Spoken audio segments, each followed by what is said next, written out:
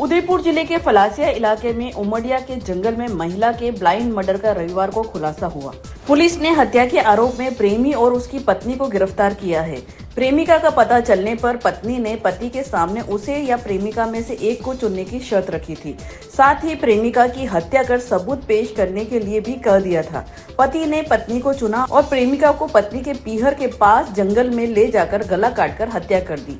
हत्या के पीछे कारणों को सुनकर हर कोई हैरान रह गया।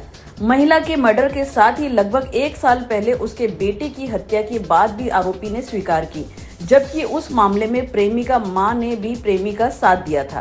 फलासिया थानाधिकारी सीताराम ने बताया कि मध्य प्रदेश निवासी सीता देवी कौल की हत्या के आरोप में सेमारी निवासी प्रेमी देवीलाल और उसकी पत्नी भावना को गिरफ्तार किया है। देवीलाल ने पूछताछ में बताया कि मृतिका सीता देवी के 2 बच्चे थे और उसका पति अहमदाबाद में मजदूरी करता था। 2 साल पहले उसका पति किसी दूसरी औरत के साथ शादी करके बेटी को साथ लेकर कहीं चला गया। देवीलाल अहमदाबाद में सिद्धि ऑयल कंपनी में मजदूर ठेकेदार का काम करता था। वहीं उसकी दोस्ती सीता के साथ हुई। देवीलाल खुद शादीशुदा होकर 3 बच्चों का पिता है। सीता देवी आरोपी के गांव धनकाबाड़ा भी आकर रहने लगी। इस बात की जानकारी पत्नी भावना को हुई तो उसने विरोध किया। तब आरोपी ने सीता देवी से दूरी बनाना शुरू कर दिया, लेकिन सीता दूर होने की बजाय अपने बेटे दादू की हत्या के केस में फंसाने की धमकी देकर साथ रहने लगी। गत 4 अप्रैल को आरोपी अहमदाबाद से अपने गांव आ गया।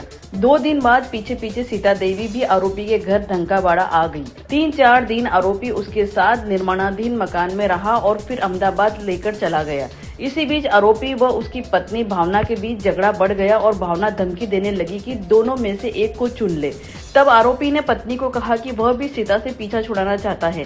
भावना ने बोला कि उसको मार दो और मारने के बाद सबूत दो, तभी देवीलाल के साथ रहेगी, अन्यथा नहीं।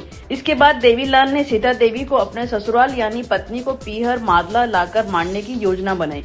देवीलाल ने एक ठेले वाले से चाकू खरीदा और सीता देवी को जंगल में ले जाकर खूब शराब पिलाई और बाद में उसे मौत के घाट उतार दिया। पहचान छिपाने के लिए मृतिका के दाएं हाथ पर गुदा उसके नाम की जगह को चाकू से काट दिया और काटी हुई चमड़ी पास के तालाब में फेंक दी। उसके बाद अपने ससुराल मादला जाकर पत्नी भावना को पूरी बात बताई। हत्या के बाद भी आरोपी 3 दिन तक अपने ससुराल मादला में ही रहा। इस दौरान शव मिला तो पत्नी को विश्वास हो गया कि सीता मर चुकी है।